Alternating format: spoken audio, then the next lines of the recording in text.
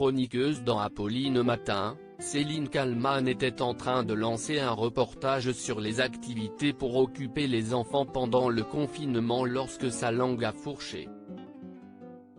La journaliste, par ailleurs maman de 2 enfants, devait initialement introduire son lancement en déclarant « Ce n'est pas toujours évident d'occuper ses enfants pendant le confinement » au lieu de quoi elle a lâché « Ce n'est pas toujours évident de s'occuper de ses enfants ». Un lapsus qui a bien fait rire Charles Magnin, Louis Amar et Apolline de Malherbe sur le plateau. Témoignage, ça sent votre week-end, Céline, se sont amusés les journalistes.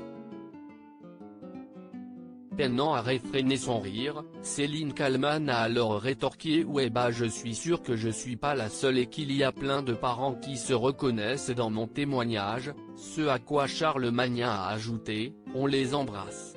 Pour ce qui est d'occuper ses enfants, Céline Kallmann ne semble pourtant pas en reste, quoi qu'un dise son lapsus.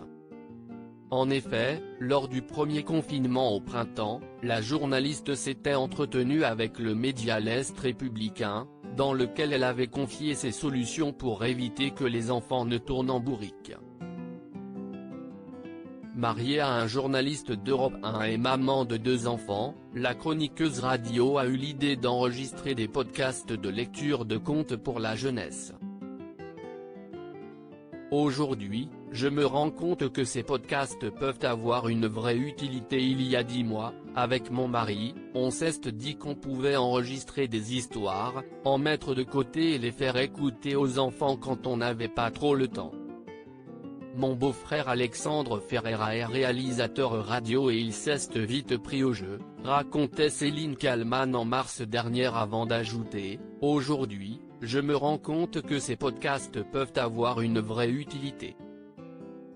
On demande aux gens de rester chez eux, de s'occuper de leurs enfants tout en faisant du télétravail. Si est très compliqué. Ces podcasts, mis en ligne gratuitement, permettent de proposer des temps calmes.